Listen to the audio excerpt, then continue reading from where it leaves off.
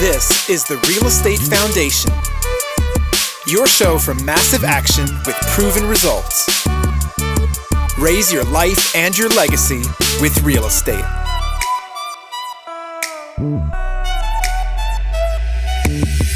And we are here again, super excited to have Dave VanHorn with us. Hey, Dave, how you doing? I'm doing incredible. Awesome. And so we got Dave, and there's just so much we can unwrap here. So I'm just going to dive in and just give you a little overview where we are. Dave has served as president and CEO of PPR Note Company, a holding company that manages several funds that buy, sell, and hold residential mortgages nationwide. Dave's expertise is derived from over 30 years of residential and commercial real estate experience as a licensed realtor, real estate investor, and fundraiser. And the latter, Dave has raised over $100 million. Yes, that's $100 million for both notes and commercial real estate. Dave also owns a considerable portfolio of residential investment properties as well as various commercial holdings. So, Dave, we were just talking about focus, and like this is quite a bio here. And I would account that you can't get here without really honing in where you want to be and what you want to do. So, to start, did you start in the beginning, notes, residential? Where did it all start? Unwrap us here. I started with a lack of focus. There you go. I was actually a contractor and a realtor in the beginning, at a very early age, and then started acquiring properties, and it was residential mostly, and then small multis, and then I ran an investment group.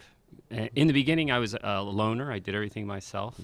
So I think a lot of it was focus, just listen to your podcast on focus. And I had a lack of focus in the first, I call it the football game of life, from 25 to 65.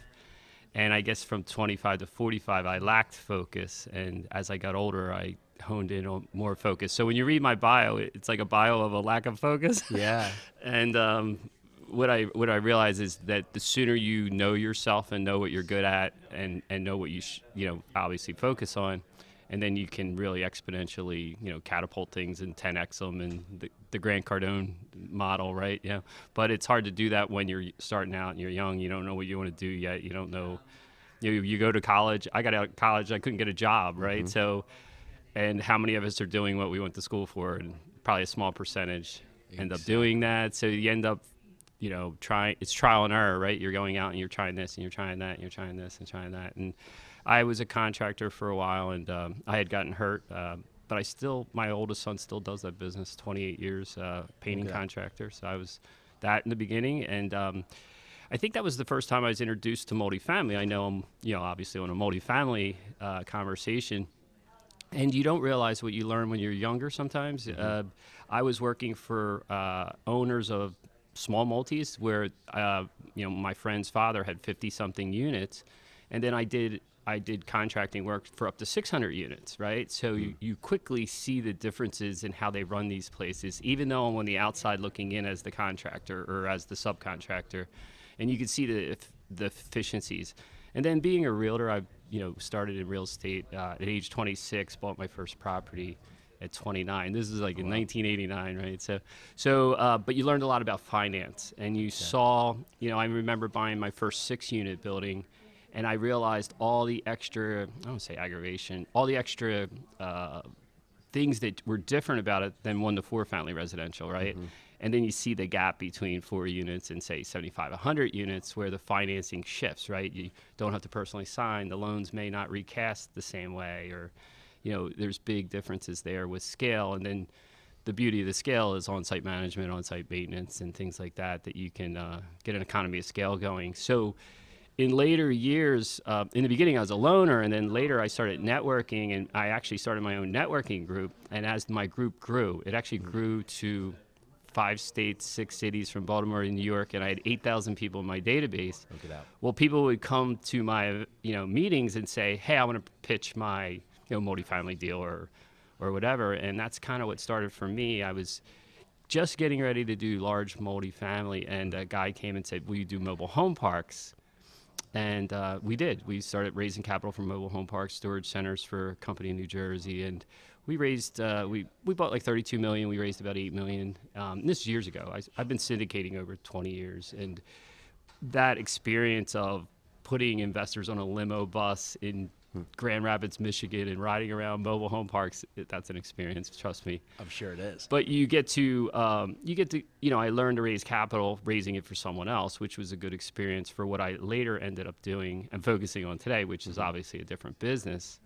But one of the things is I'm good at what I do in the note business, but I also invest in multifamily for tax advantages, things like that. And, I'm partners in syndications in Dallas and Phoenix and things that I wouldn't normally do. And then I also look to sponsor some stuff as well for some key people that I'm really good friends with that have been doing multifamily long periods of time. So sometimes I assist them in fundraising and strategy and all that. So. And I feel real estate, it's so vast, and it serves two purposes, right? There's never a direct path where everybody takes, where everybody's going to just continue on this road like this. If you just do this path, you're going to be perfectly spot on. But there's this fine line of people who just lose their focus, never really diving in and never really committing, and so they don't actually get started, to people like yourself who just find the opportunity and find the next step towards the process. Was there a moment throughout the process where you said, I'm missing team, and I need to add that in? Yes. So what I quickly learned, especially with the company in New Jersey, with the mobile home parks and storage centers, and you might say, why'd you pick mobile home parks? They're not really sexy to talk about at the country club or anything. Yeah. But there were tax advantages that appealed to me, largely because you didn't have a lot of it was all infrastructure. You didn't have a lot of maintenance. You didn't have a lot of turnover. Things like that. And then we did a lot of creative things to jack lot rent, basically, to go back and refi and things like that. But there was a lot of owner financing that intrigued me. And that later on was like, it helped me in the note business, because there's a lot of owner financing, there's a lot of creative financing, there's a lot of creative loan modifications. Well, all that came from commercial real estate negotiation. I remember the commercial broker that we worked with, all he did was marinas, mobile home parks, and storage centers. That guy was amazing. It was probably the best negotiator I've ever met. And he would sell the same multifamilies back and forth to people in 2 states. I never seen anything like it. And he would get huge commissions, and he would get ownership of all these multifamily Back deals because he's the commercial broker he drove about 300,000 miles a year, right? So just watching that guy in action. But you quickly learn that it was a team sport. There's no question about it. What's some of the strengths in negotiation that you learned from watching him? Just the creativity. This is going to sound a little bizarre. We were actually looking at mobile home parks, and we were driving around looking at ones, and we were going to close on one, and it was a snowstorm. And I'll never forget, he's like, "You guys wait here in the parking lot." And he goes into this hotel, and he goes, "I'm going to get us a bunch of rooms." And he negotiated the craziest hotel deal I've ever seen. We had food vouchers, drink vouchers. Our rooms were half price. We got free rooms. And he goes, "Let me talk to the person at the counter." Then he's like, "Let me talk to the manager." And then he's like, "I'm going to go to the hotel down the street." And then it's like this snow. I'm like, I never seen anybody negotiate like that. It was almost like watching somebody negotiate at an appliance store or something. It was just like, and the guy was just incredible all the way around like that. He would just do it as a game almost. Yeah, that's what it comes about, right? And I think the negotiation process comes that people are so fearful to ask, but what's the worst they say is no, and that usually starts in the conversation. So we were actually just getting a Christmas tree the other day, and I saw this guy come up, and he started negotiating like, "Hey, if I carry the tree out and put it on my own car and put it at this point," and I'm like, I would have never thought this, and he ends up getting like a discount on the tree, and I'm like, you going that far right, with if it? you want to go that route, I'm not going that far. Right. But in that fact, I was like, there's always that person that has that skill, that likes to use it and plays the game. But it just gives you that opportunity to make deals work, where people, if all they have is this one box to go in there and negotiate a deal, and they say, "Here's my price and this is it," and They can't look at it from outside. Well, that's where they're closed off, and that's why maybe there's a lot of people who just say, "I can't find a deal."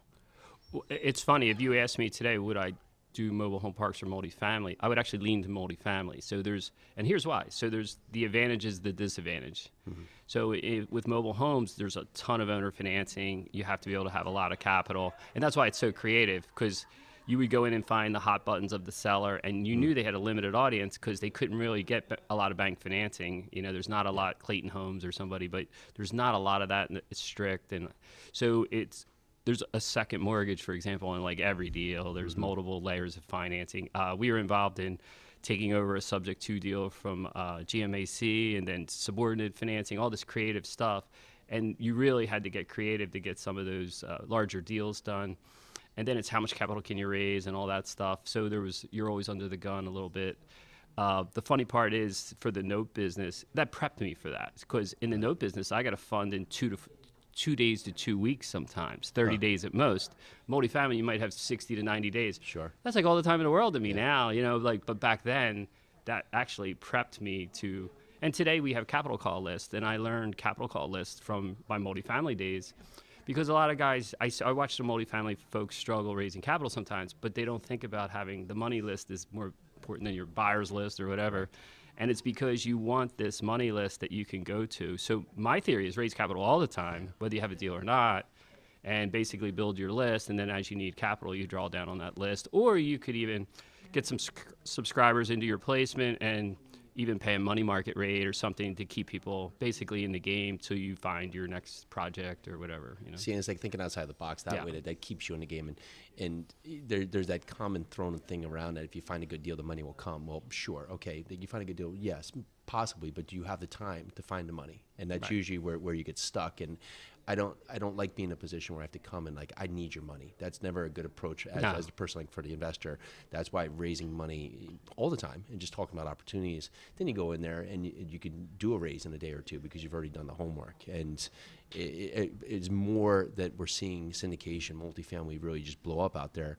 You're seeing a lot of people strain because they go into this raise approach, just having this need and not really looking at the investor focus first. It's desperation. It is. So I'll give you some examples over the years. One time when we were doing mobile homes, the interesting thing, we were doing a social component too. They were actually building a school and a church, and they were using the proceeds from the mobile home developments, which is like impactful investing, which is kind of the thing I like to do today as well. Sure. But one of the things was we had a high minimum. It was like $250,000 minimum.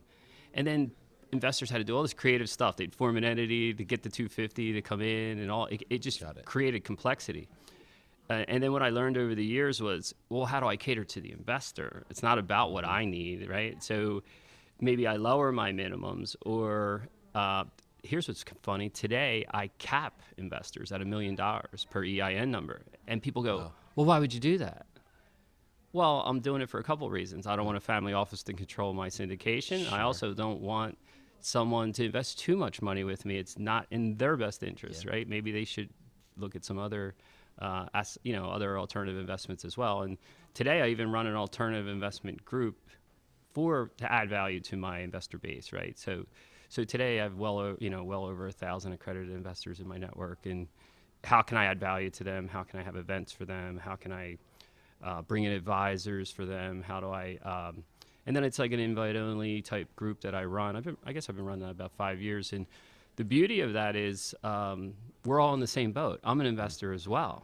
Like, here's an example. I can't buy notes from my own company from corporate governance. I don't do side letters. I can't invest my retirement account in my own company. So I need investments like yours, Jason, right, to go, hey, I need your multifamily deal, or I need these other deals.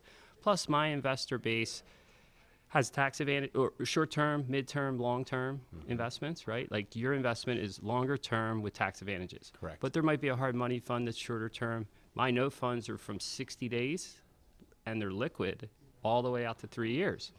Well, your investor might go, hey, I got plenty of money in multifamily. I'd like a little bit, put some money in something more liquid. In fact, we'll get multifamily investors drop money in my 60-day fund just to double their rate from the bank. Got it. And can still get their capital to go close on the next deal, right? Interesting. Yep. But I'm in a business where I can sell a note in 15 minutes. You can't sell a multifamily project in 15 minutes, right? So there's synergies there, and our investors like a little bit of all that. They like diversification, they like liquidity, they like long-term stuff. My funds compound, right? So, and multifamily investors can do that as well. If they use software like IMS, it gives you the ability to compound returns for your investors, right? So you can do all kinds of things to add value to that audience, just beyond the fact that, hey, I need money to close on this deal. And it's so important too, because ultimately, you don't know how you can help your investor until you ask the question. And most people just think that if they have an attractive project, that's why the person wants to jump in. Oh, I have this project. It's got these great returns. It's got a stellar pool or whatever is to sell, right? But in that fact, if maybe they want diversification, maybe they want asset protection, maybe they want tax advantages, but maybe they just want the cash flow. Maybe they just like you and they just want to put money with you. We don't know, but we miss asking that. Well, there's some of that. Yeah, some of that. You need to like and trust, and you got to have your investors feel comfortable and confident, or they're not Correct. coming in, right? Correct. Yeah, but I think the direction I was going is that without asking that question, that's why it's important to do that before you have the deal. You don't know how you can really help them because you really don't know what they're lacking or what they're looking for. And for you to say, listen, I don't want you to put more than $1 million in, but this is why. That may be if you were a syndicator who's got 3 weeks to close and needs $3 million, you don't have that ability to say, oh, I'm just going to cap you. I'm going to take what I can get because I got to close this deal. Yeah. It's funny you say it. I'm going to go down a little bit different path here, but Love it. But it might not. It may have been covered. It may not be. So one of the things we did probably 4 or 5 years ago, we looked at where do all our high net worth investors come from, right? And we backtracked. How do we meet them? Where did they come from? And then what we figured out was, we spent a lot of time doing this, digging really deep. And what we really found out, we had about a dozen funnels. And we realized, we started looking at the metrics and we go, yeah, but our investors are really coming from 3 of the 12 funnels. Interesting. And we call that the visible edge. So you do all this marketing and your potential clients come to the visible edge, we call it, and some bounce off and never invest with you. We're always curious to say, I wonder how many that is. I wonder how many come to the website and bounce off, do some Google Analytics or whatever.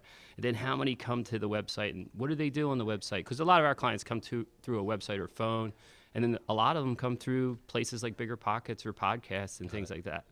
So we realized that, and they act as touches, and it makes them feel comfortable and confident.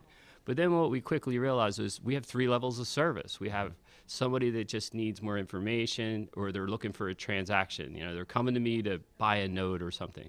And then I have somebody that is more relational. They want to do more with me, or maybe they just need education. Maybe that's all they need, right? So, and then I might have somebody that is totally invested. They're coming into my fund. They might buy notes too.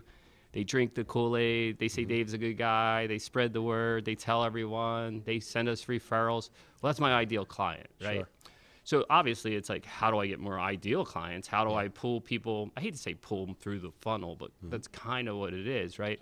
And it's like, well, how can I give the right level of service to the right client? Like not spend too much time. Like in the old days, the phone would ring and I'd pick up the phone and it'd be, hey, what is a note? Well, that could take 2 hours. Yeah, but you're in there for 3 hours. It's not a quality call. Exactly. Or I could get another call. I'm like, I'm calling to give you $100,000. And well, I want to take that live call, right? Well, today you could set up your phone system or your website to handle that in a polite way, but differently, right? And this person might go off and get a webinar on more information. This person, you have money to invest today in the current offering. Wow, you got a live person, right? So you could see what I mean. Yeah. Well, in the old days, we didn't do that, right? So we set up these different, basically levels of service to give good service to the right client at the right time and the right amount.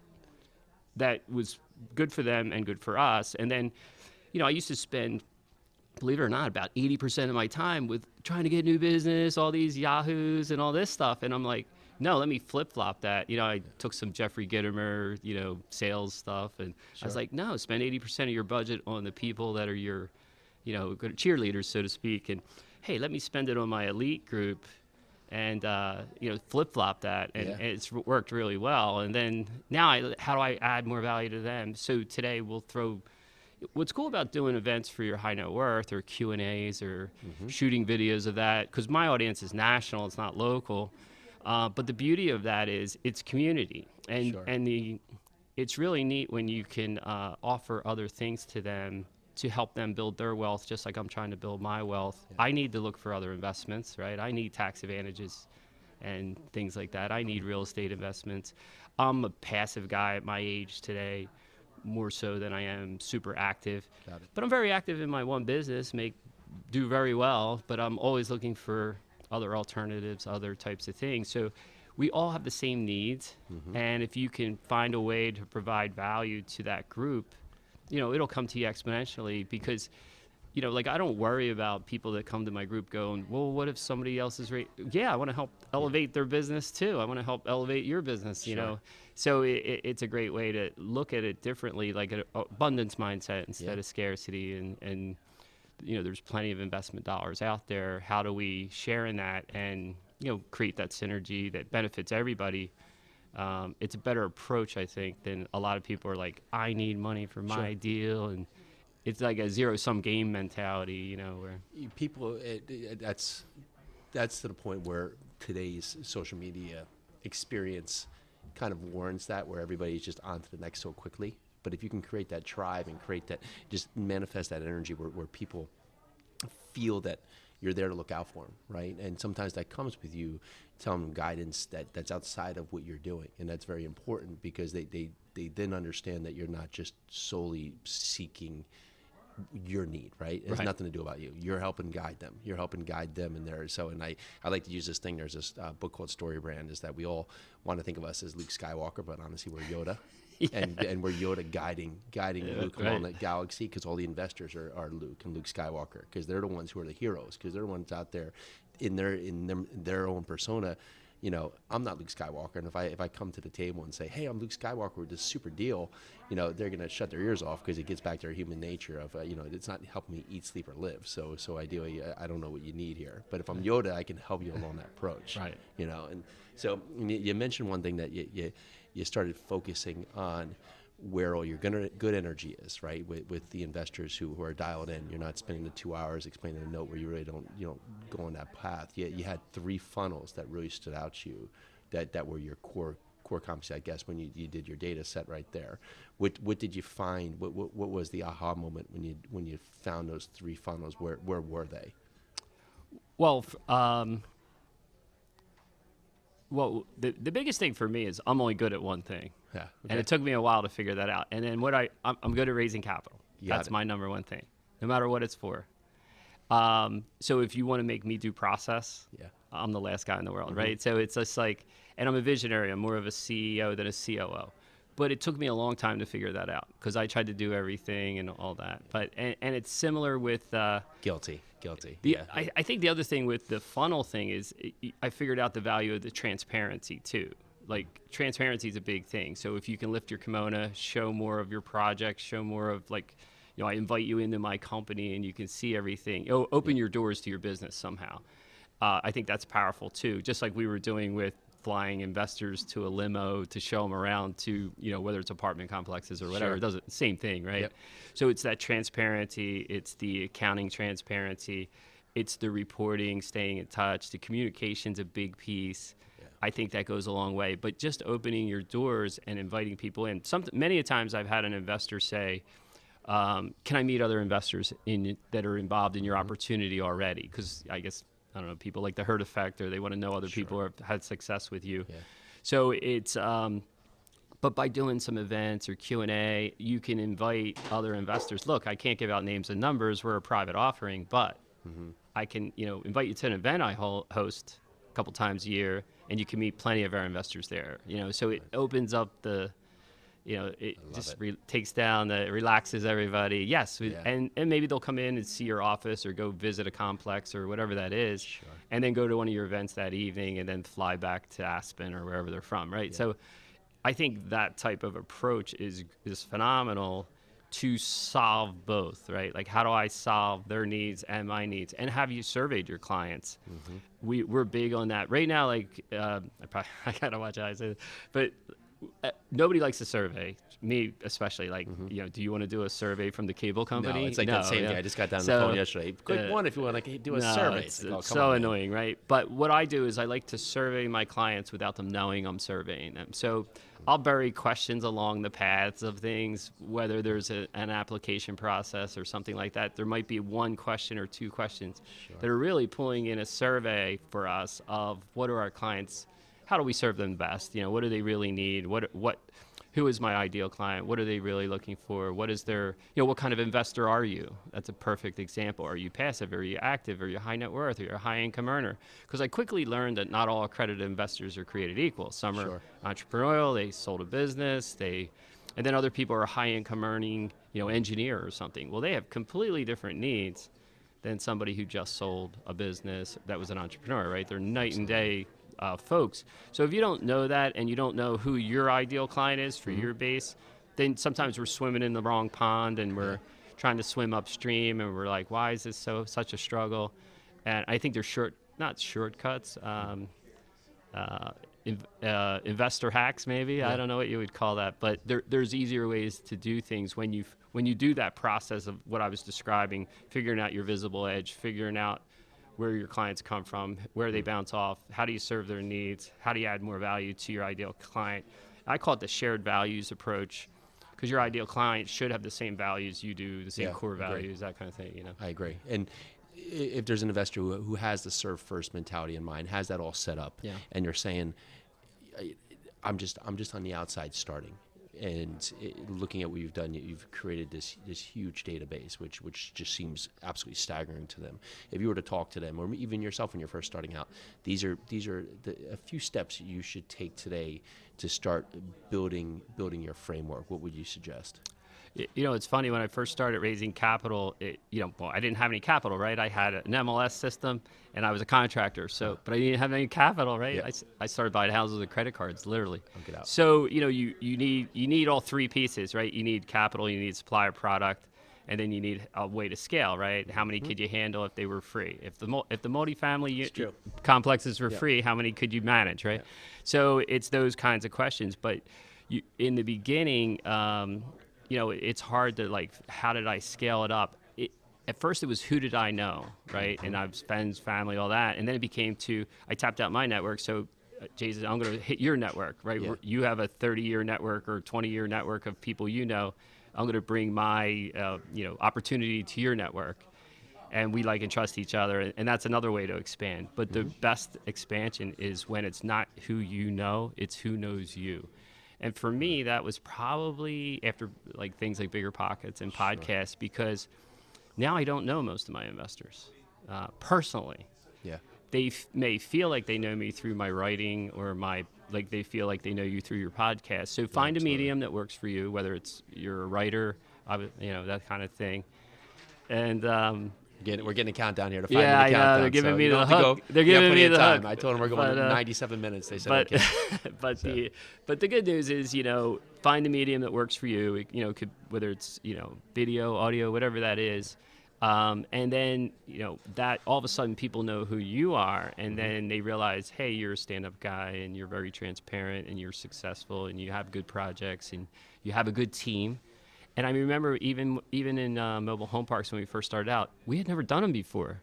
Yeah. But we brought in experts. We brought in I talked about the realtor that's all he did was mobile home parks. We also brought in an attorney. That's all he did was mobile home parks. We brought in this other developer. All he did was develop mobile home parks, and he owned mobile home parks, right? So we had all these people on our team and our board, even though we really had no clue what we were doing. Not no clue, but you were on the outside, but you brought people we were on the in outside. To make now, a team I had been a property manager as well, so I knew some of that. And so you brought in different skill sets from the team, and then you figured out what didn't we have, and then you filled in the gaps, and you try to build some A players in there.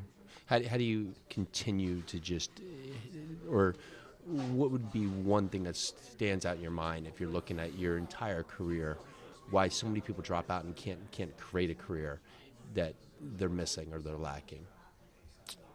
Well, I think sometimes they give up too easy sometimes. Sure. And then I think they don't look at it. They'll look at things as a failure. And me, I kind of look at things as like a learning experience. So it's just like a way to the next, hey, I could list probably a handful of things that really didn't work for my company this year. But guess what? We're not doing them. We're doing something else. It was a learning experience. Right. It wasn't a failure, right? Right. You look at it hey, I may have lost $10,000, 20 years ago. I've lost more than that. Yeah, but just saying that fact, but that saved you from losing $1 million today because you know something that's a much bigger, higher stakes thing that you're ahead of, right? So it's that lesson learned where people said, I lost $10,000, I'm out of this. I wish it was $10,000 and my biggest loss, but sure. I mean, but I've had some really big gains, and you can't have really big gains until you've had big losses. I love it. Yeah. I've had $250,000 losses, right?